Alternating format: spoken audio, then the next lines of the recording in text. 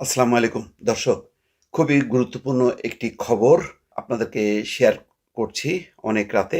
বুঝতেই পারছেন যে জরুরি বলেই এবং গুরুত্বপূর্ণ মনে করছি বলেই আপনাদের সামনে হাজির হয়েছি। খবরের শিরোনাম বলি, আজকের পত্রিকায় কিছুক্ষণ আগে আ আপ হয়েছে। সেখানে বলা হচ্ছে সেনা প্রধানের সঙ্গে জামাতের নেতাদের বৈঠক। দর্শক বুঝতেই পারছেন যে এটা কোনো স্বাভাবিক ঘটনা না। অস্বাভাবিক পরিস্থিতিতেই এই ধরনের বৈঠক চলে এবং গত কিছুদিন থেকে একটা টালমাটাল অবস্থা ছিল যার প্রেক্ষিতে রাজনৈতিক দলগুলোর সঙ্গে ডক্টর মোহাম্মদ ইউনূসের বৈঠক হয়েছে।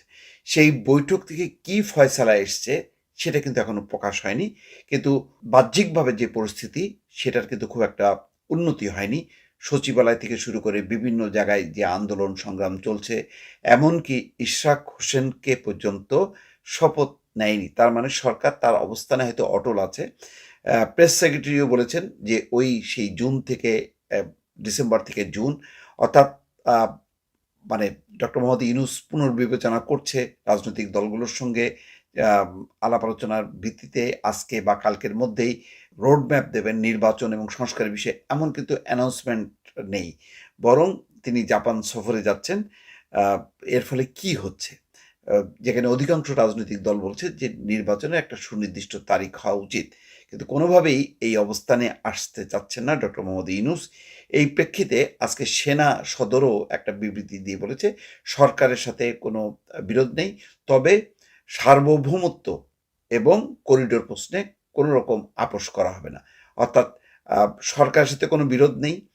সেনাবাহিনী অ্যা তার নিজের অবস্থানে অটল আছে এবং ধারণা দিয়েছে যে করিডোর সম্পর্কে সেনাপ্রধান যেটি বলেছে, অর্থাৎ নির্বাচিত সরকার সেই ব্যাপারে আ ফয়সালা করবে। তার আগে অন্য কোনো সরকার না। সেটা সেই মেসেজটা সেনাপ্রধান আগেই দিয়েছেন।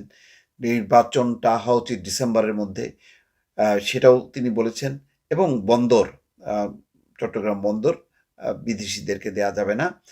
বা এই বিষয়ে সিদ্ধান্তটা নেবে হচ্ছে আ নির্বাচিত সরকার। এইরকম অবস্থা যখন আলোচনা হচ্ছে যে আ সেনাবাহিনীর সঙ্গে বা সেনাপ্রধানের সঙ্গে ডক্টর মোহাম্মদ ইউনূসের কোনো দ্বন্দ্ব সংঘাত হলো কিনা, রাজনৈতিক দলগুলোর সঙ্গে দূরত্ব বাড়লো কিনা। আমির খাসরু মাহমুদ চৌধুরী বলেছেন যে গণতন্ত্রের উত্তরণের বিষয়ে যদি সেনাপ্রধান বক্তব্য রাখেন তাহলে সমস্যা কি?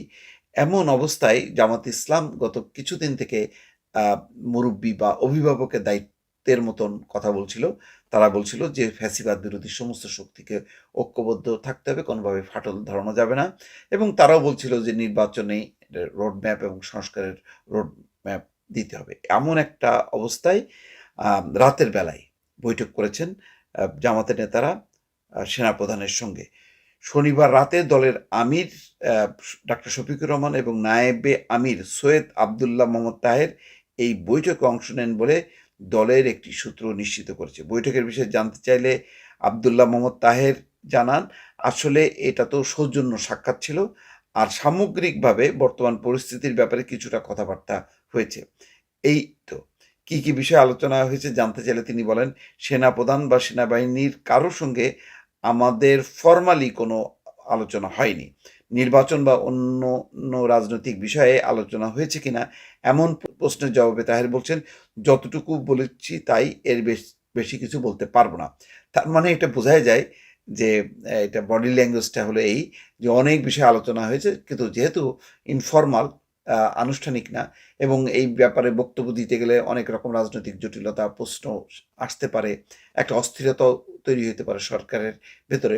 সুতরাং এই বিষয়ে তারা আর মুখ খুলছেন না। সম্প্রতি জাতীয় নির্বাচনের রোডম্যাপ প্রশ্নে অস্থির হয়ে ওঠে রাজনৈতিক প্রেক্ষাপট। এরপর প্রধান উপদেষ্টার পদত্যাগের খবর আ খবরে আরো ঘনীভূত হয় পরিস্থিতি। এমন প্রেক্ষাপটে সর্বদলীয় বৈঠকের দাবি করেছিলেন জামাতের আমির শফিকুর রহমান। শফিকুর রহমানই কিন্তু বারবার বলছিলেন এবং তিনি মানে আহ্বান জানাচ্ছিলেন সরকারের প্রতি যাতে সর্বদলীয় বৈঠক হয়। শেষে সরকার নিজের থেকে না, অর্থাৎ ডাক্তার শফিকুর রহমানের আহ্বানের প্রেক্ষিতে বৈঠকটি করে এবং বৈঠকের খোলামেলা আলোচনা হয়েছে। খুব হৃদ্যতাপূর্ণ আলোচনাই হয়েছে। কিন্তু তার থেকে কি দাবি মানলেন, কি দাবি মানলেন না সেই বিষয়টা কিন্তু স্পষ্ট হয়নি। তো এখন রাতের বেলায় নিঃসন্দেহে এমন কোনো পরিস্থিতি উদ্ভব হয়েছে যার কারণে হয়তো পরিস্থিতি সামাল দিতে জামাত নেতারা কথা বলেছেন। অর্থাৎ সব পক্ষের সঙ্গে কথা বলে হয়তো মধ্যস্থতা করার চেষ্টা করছেন, অথবা কোনো রাজনৈতিক কোনো পরিকল্পনা আছে কিনা ভিন্ন কোনো কিছু।